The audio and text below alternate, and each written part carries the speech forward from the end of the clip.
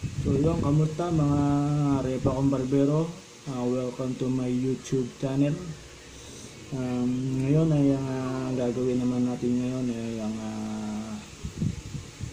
pag-modify ng ating model na trimmer na KMA. Yan, KMA po. KMA 1949 model.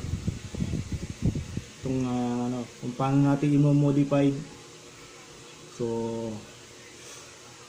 panoorin nyo. So yun, so ngayon ang gagawin lang natin ay papalitan na natin ng blade. Kung natatanong nyo kung anong ipapalit natin, ito ay ang tinatawag natin W-Mart blade. Bali nabili ko siya sa online sa Shopee. Ngayon magpapalit tayo ng trimmer blade nya. So umpisahan na natin. Bali ang ipapalit natin ay yung pang ibabaw nya, itong ceramic. Ayan guys, yan ceramic. And then yung in-order ko na W-Mart gold plated. Yan. Pero yung ibabaw, itong hindi itong ilalagay ko, pero ang ipapalit ko itong tawag ito ceramic sa pang ibabaw niya. So buksan na natin itong order ko, W-Mart.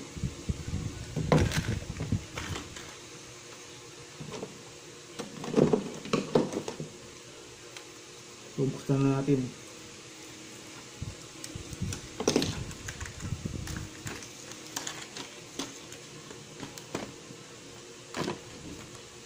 Ayan.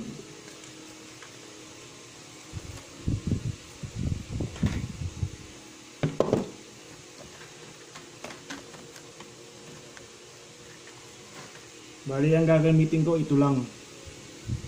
Saka mamatch natin siya dito sa ceramic. Binili ko rin siya sa online. Ayan. Try natin mag-modify kung pwede dito sa ating natin. Ayan, may kasama siyang camp flower. Ayan.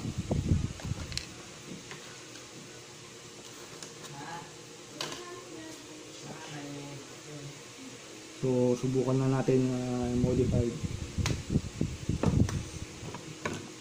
Tanggalin na natin. Ito pa pala. Teka, wait lang. Bali meron pala siyang ayan, tatanggalin natin to. Ililipat natin siya dito.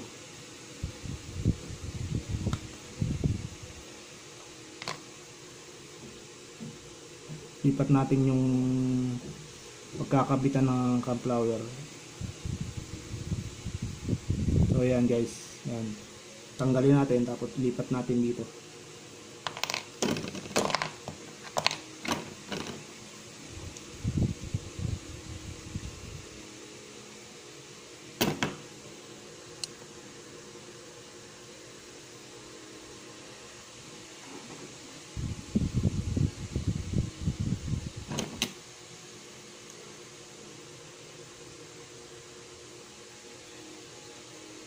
So yun guys, humanap tayo ng pwesto na maganda para mas lalong makita natin yung ating pag-modified ng ating blade. So inayos na po natin para mas maganda. So yun, ito yung ating KMA na 1949 model trimmer. Bali naka-stock pa rin siya. Ayan.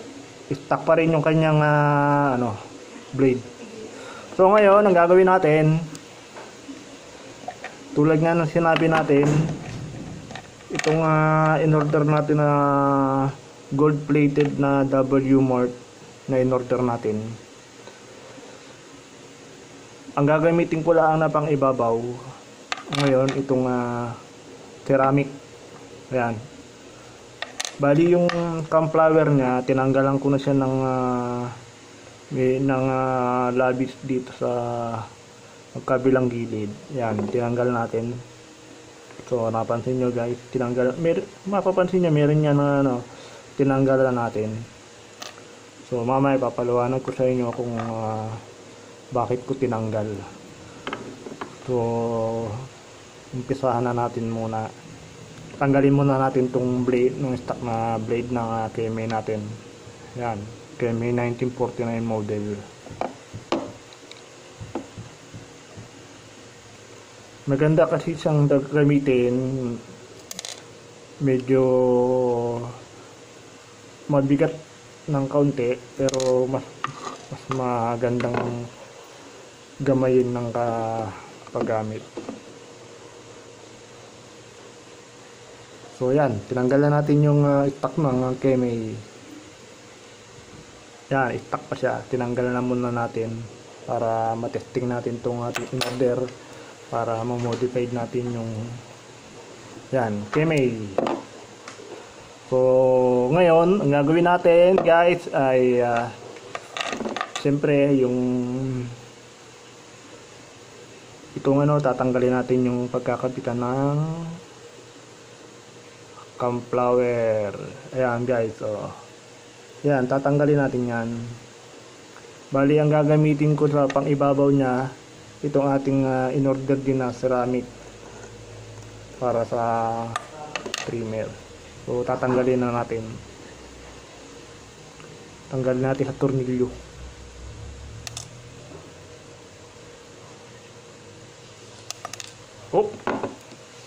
Yan. Yan, tinatanggal natin. Tatanggalin. So yun, tinanggal ko na yung nakalagay na plastic niya sa stock ng dito sa gold plated. Yan, pareha sila. Bali sila yung magka-match. Ngayon, itatry natin yung ceramic kung mas okay. Kasi pag sinabing ceramic ang ginamit natin, parang mas matalas. Mas maganda. So try natin. Kabit ko na. Kabit na natin mga Repa Kumbarbero. Siya nga pala, kung bago ka pa lang sa channel ko, mga kaibigan, mga Repa or pare, kaya sinatawag ko Repa, pare, binarigtad ko lang. So kaya mga Repa Kumbarbero, please subscribe na sa YouTube channel ko. Salamat sa inyo. God bless us all. So ayan napahaba ng kwento ko. Bali yan, tinanggal ko na itong lipat natin sa ceramic.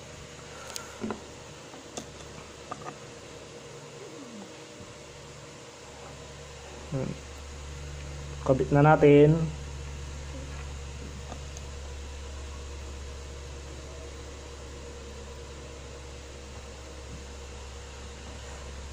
Try natin para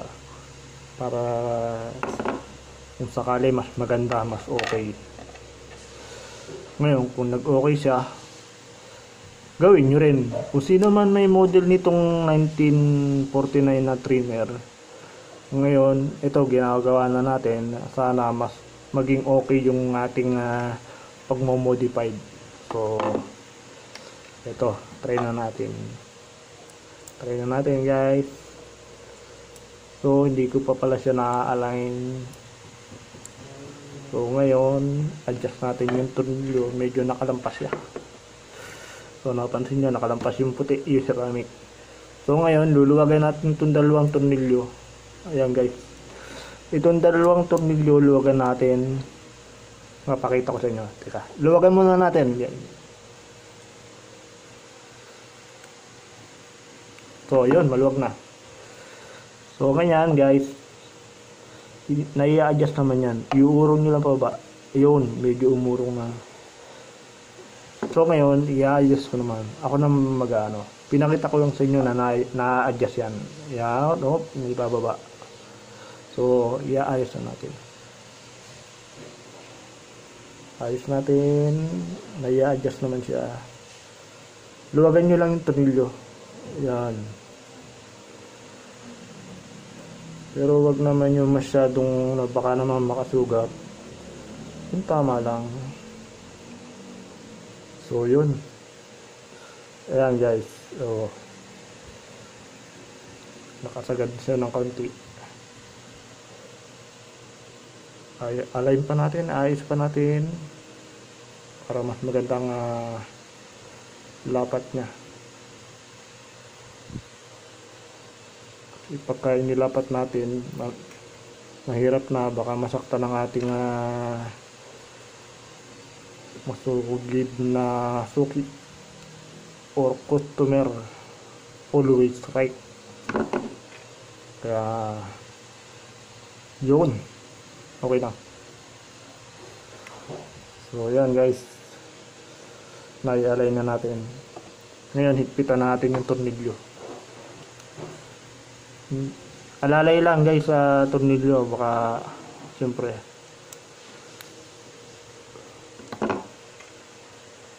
So yun, okay na to. So ngayon ilalagay na natin tong sunflower. May kasama na siya sa in-order ko dun sa sambal lagayan. Bali na may kasama na siya, sunflower, may print siya. Ilalagay natin. Ayan, bali nakapatong lang siya. Sunflower nakapatong doon sa dalawang tornilyo. So ganyan guys, nabuo na natin yung So ngayon ikakabit na natin dito sa ating tulad ng sinabi ko sa inyo, di ba? Sinabi ko sa inyo tinanggal natin yung dalawang tabi. Sobrang dalawang tabi dito, diyan, dalawang tabi.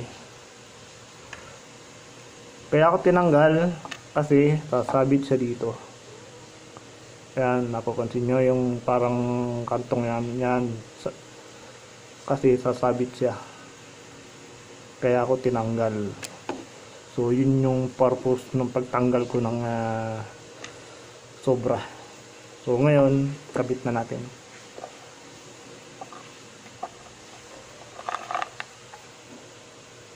So ayan, kakabit na natin. Sana may matutunan kayo sa mga may model 1949 trimmer.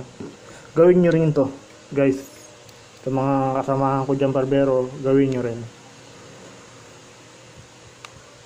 Yun ay kung magiging okay ba ang aking pag-modified. Try natin.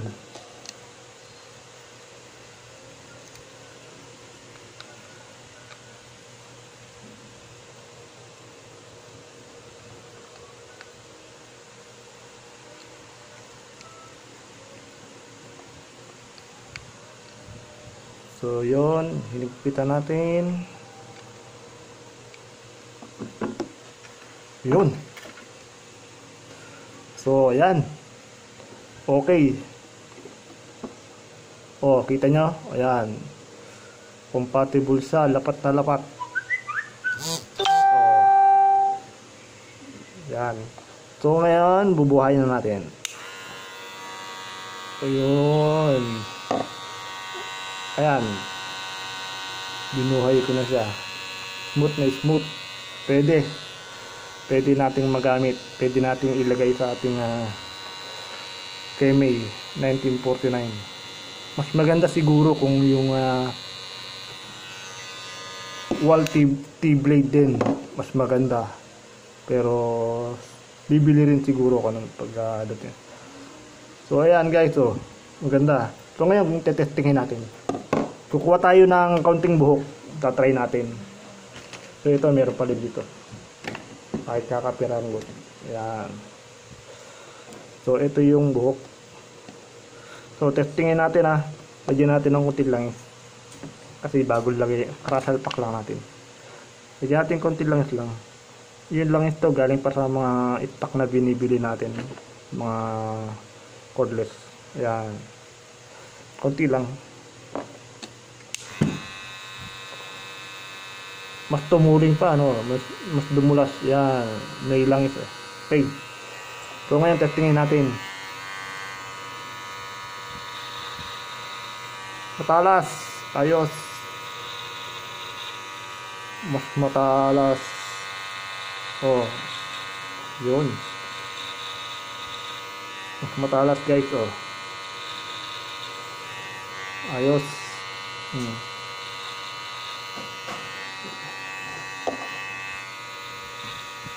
Walang kasabit-sabit. Ayos. So, yun guys, ito na yung ating modified na trimmer na ang blade niya ay W Mart. Ayos ang ating modified success. So, dyan na nagtatapos yung ating video. So, kung bago ka pa lang sa channel ko, mga Repa kong Barbero, please subscribe na to my YouTube channel dito sa baba. So, God bless us all. Salamat.